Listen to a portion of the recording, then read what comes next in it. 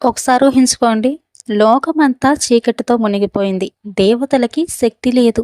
భూమి మీద ధర్మం ఆల్మోస్ట్ అంతరించిపోయింది. ఇలా ఉండగా అప్పుడు ఒకే వెలుగు. ఆ వెలుగు నుండి వెలిసింది సంపద, శాంతి, ఐశ్వర్యం, భక్తి అన్నీ ఒకే రూపంలో కలిగిన అవతారం. అది ఎవరో తెలుసా? శ్రీ మహాలక్ష్మీదేవి. ఆమె సాక్షాత్ ధన ప్రదాత, జ్ఞాన ప్రదాత, శక్తి స్వరూపిణి. ఈరోజు నవరాత్రి 5వ రోజు మనం వినబోతున్నది శ్రీ మహాలక్ష్మీదేవి అవతారం మరియు అసుర సంహారం యొక్క అసలు పురాణ కథ. ఎవరైతే ధనం, ఐశ్వర్యం, సంపద, సుఖశాంతులు, ఆరోగ్యం, శక్తి ఇవన్నీ కోరుకుంటారో ఈ కథను పూర్తిగా వినండి. ముఖ్యంగా లక్ష్మీ అనుగ్రహం కావాలి అనుకుంటే ఈ కథను పూర్తిగా విని ఈ కథ మీకు నచ్చితే తప్పకుండా లైక్ చేయండి. ఎక్కడెక్కడ ఈ కథ వినిపిస్తుందో అక్కడ ధన లక్ష్మి తాండవిస్తుందని పురాణాల్లో ఉంది. ఇంకా కథలోకి వెళ్దామా? అందరికీ నమస్కారం.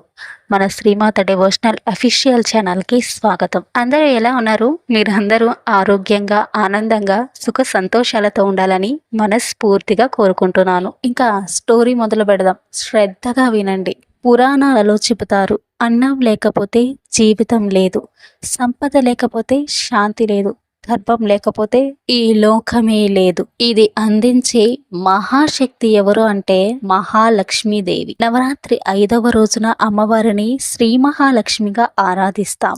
ఎందుకంటే ఈ రోజునే ఆమె అసురులను సంహరించి భక్తులకు సంపద, ఐశ్వర్యం, ఆనందాన్ని ప్రసాదించిందని పురాణాలు చెప్తున్నాయి. ఒకసారి లోకాలు అంతా కలుషితమయ్యాయి. మహిషాసురుని వధ తరువాత కూడా చాలా అసురులు ఇంకా మిగిలే ఉన్నారు.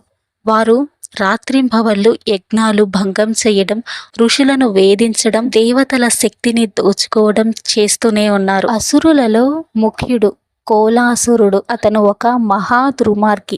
అతని వలన భూమి మీద ఎలాంటి పంటలు పండలేదు, నదులు ఎండిపోయాయి, ధనం లేకుండా ప్రజలు కష్టపడ్డారు. అతను చెప్పేవాడు, ఈ లోకంలో ఎవ్వరికీ సంపద ఉండకూడదు, అందరూ నా అధికారంలో బానిసలుగా ఉండాలి. ఇలా ప్రజల ప్రాణాలు అల్లాడుతున్నప్పుడు దేవతలు మళ్ళీ మహాశక్తిని ప్రార్థించారు. దేవతల ప్రార్థనతో ఒక దివ్యమైన వెలుగు సముద్ర మథనంలాగా ఆకాశం నుంచి ఉద్భవించింది. ఆ వెలుగులోంచి పుట్టింది శ్రీ మహాలక్ష్మీదేవి. ఆమె తామరంపై కూర్చుంది. ఒక చేతిలో కమలము, మరొక చేతిలో వరముద్ర, గజలక్ష్మి రూపంలో జలధార, ఇంకో చేతితో అఖండ సంపద సువర్ణ నాణాలు కురిపిస్తూ ఇలా అమ్మవారు దర్శనమిచ్చారు. ఆమె అవతరించగానే లోకమంతా వెలిగిపోయింది. ఎండిన భూమి పచ్చదనంతో నిండిపోయింది. ప్రజల హృదయంలో ఆనందం ఉప్పొంగింది. ఇప్పటిదాకా మనం లక్ష్మీదేవి అవతారం గురించి విన్నాము. కోలాసురుడు లక్ష్మీదేవిని సవాలు చేస్తాడు. అమ్మవారు కోలాసురుడు సంహారం ఎలా చేశారు అనే కథను ఇప్పుడు వినబోతున్నాం. లక్ష్మి అంటే అందరూ కేవలం ధనం అనే అనుకుంటారు, కానీ అమ్మవారు ధైర్యానికి కూడా ప్రతీక. శ్రద్ధగా ఈ కథను వినండి. మహాలక్ష్మి అవతరించింది అన్న వార్త కోలాసురుడి చెవిలో పడింది. అతడు కోపంతో గర్జించాడు, ఏమిటి ఇది? మళ్ళీ ఓ స్త్రీ రూపంలో శక్తి పుట్టిందా? ఈసారి మాత్రం నేను ఎట్టి పరిస్థితుల్లోనూ ఓడిపోను. నేను సంపదను ఎవ్వరికీ ఇవ్వను. నా ఆజ్ఞ తప్ప ఈ లోకంలో ఒక్క గింజ పండనివ్వను అంటూ అతడు తన సైన్యానికి ఆజ్ఞ ఇచ్చాడు. లక్షలాది అసురులు ఆయుధాలతో బయలుదేరారు. ఆకాశం మొత్తం చీకటితో నిండిపోయింది.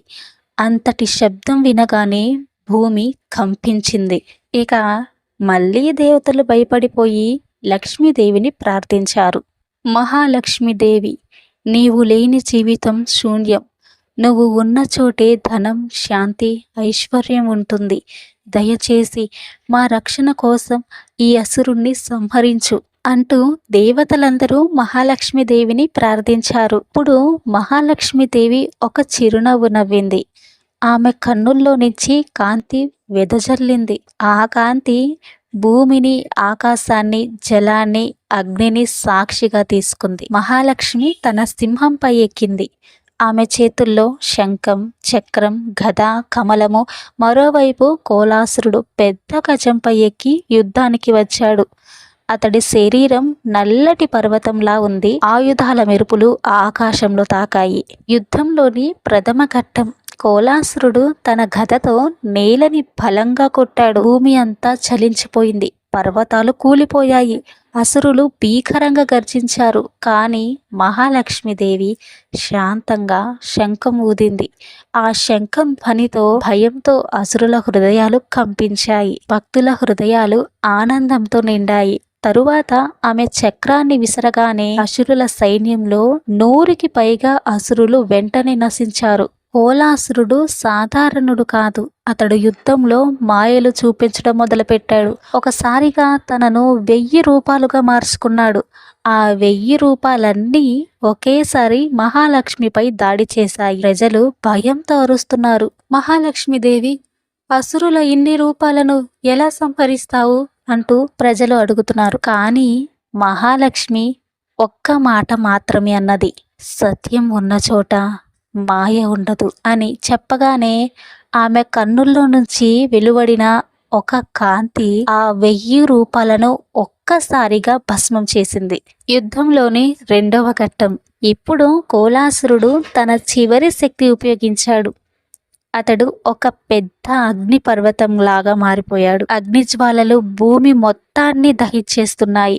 అప్పుడు మహాలక్ష్మి కమలాన్ని పైకెత్తి ఆ కమలంలో నుంచి నదులను ఉబికి పడేలా చేసింది. ఆ జలాలు అగ్నిని అడ్డుకొని అన్నిటినీ చల్లబరిచాయి. యుద్ధం భీకరంగా సాగుతుండగానే భక్తులు జపమాలలతో ఓం శ్రీం హ్రీం క్లీం మహాలక్ష్మీ నమః అని జపించారు. ఈ భక్తి శక్తితో మహాలక్ష్మి మరింత శక్తివంతమైంది.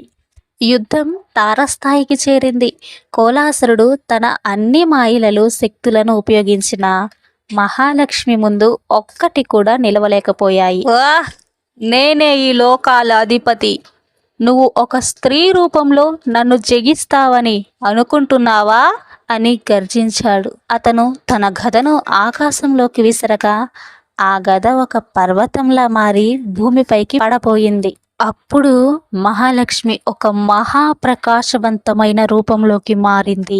ఆమె శరీరం సూర్యుడిలా వెలిగింది. కళ్ళు చంద్రుడిలా మెరిశాయి. ముఖం పద్మంలా వికసించింది. ఒక చేతిలో చక్రం తిరుగుతూ ఉంది. ఒక చేతిలో కమలపు పువ్వు పట్టుకొని ఉంది. మరొక చేతిలో గద ఉంది. చివరి చేతిలో అభయముద్రతో భక్తుల్ని రక్షిస్తుంది. ఆమె శక్తి సింహవాహనం గర్జించి ముందుకు దూసుకెళ్ళింది. మహాలక్ష్మి తన చక్రాన్ని విసరగా అది నేరుగా కోలాసురుని హృదయాన్ని చీల్చింది. అతడు నేలపై పడిపోయాడు. ఆకాశమంతా కంపించింది. అసురుల సైన్యం ఒక్కసారిగా భయంతో పారిపోయింది. ఇలా మహాలక్ష్మీదేవి అసురుల సంహారం చేసింది. జయలక్ష్మి, జయ జయలక్ష్మి, జయ మహాలక్ష్మీదేవి అని దేవతలు స్తోత్రాలు పాడారు. అప్పుడు మహాలక్ష్మి తన కమలాన్ని పైకెత్తింది. ఆ కమలం నుండి ధనం, ధాన్యం, సువర్ణం, సుగంధం, ఆనందం ప్రవహించాయి. అది చూసి భక్తులు ఆనంద బాష్పాలతో అమ్మవారిని స్తుతించారు. మహాలక్ష్మీదేవి మధుర స్వరంతో ఇలా అన్నది, భక్తులారా, నిజమైన సంపద ధనం కాదు. అసలైన సంపద అంటే ధర్మం, దానం, సత్యం, సద్గుణం. ఎప్పుడూ లోభం వద్దు. అన్నం పంచితే జీవితం పూర్ణమవుతుంది. నన్ను స్మరించిన వారికి ఎప్పుడూ కష్టాలు ఉండవు. దేవతలు నృత్యం చేశారు. భూమి అంతా సువాసనలు వ్యాపించాయి. ఆకాశం నుంచి పుష్పవర్షం కురిసింది. అందరూ ఒక్కసారిగా ఇలా పలికారు, జయ జయ మహాలక్ష్మి, జయము జయము మహాలక్ష్మి, జయ జయ మహాలక్ష్మి, జయము జయము మహాలక్ష్మి, జయ జయ విజయలక్ష్మి, జయ జయ ధైర్యలక్ష్మి. ఇదే నవరాత్రి 5వ రోజు శ్రీ మహాలక్ష్మీదేవి కథ. ఇదే శ్రీ మహాలక్ష్మి విజయ కథ. ఈ అమ్మవారి విజయ కథ ఎక్కడ వినిపిస్తుందో అక్కడ ధన ప్రవాహం కలుగుతుంది అని విశ్వాసం. ఈ కథ మీకు నచ్చిందా? ఈ కథ మీకు నచ్చితే తప్పకుండా లైక్ చేయండి. అలాగే ఈ కథను మిగతా భక్తులతో కూడా షేర్ చేయండి. ఇంకా మరిన్ని అమ్మవారి నిజమైన కథలు వినాలంటే నా ఛానల్ని సబ్స్క్రైబ్ చేసుకోండి. పక్కనే ఉన్న బెల్ ఐకాన్ని క్లిక్ చేయండి. నేను చేసే ప్రతి వీడియో మీకే నోటిఫికేషన్గా వస్తుంది. ఆగండి, ఈ వీడియో మీకు ఎలా అనిపించింది, ఈ కథ మీకు ఎలా అనిపించింది అనేది కామెంట్ చేయడం మర్చిపోమాకండి. జై జై మహాలక్ష్మి. ధన్యవాదాలు. Thank you for watching.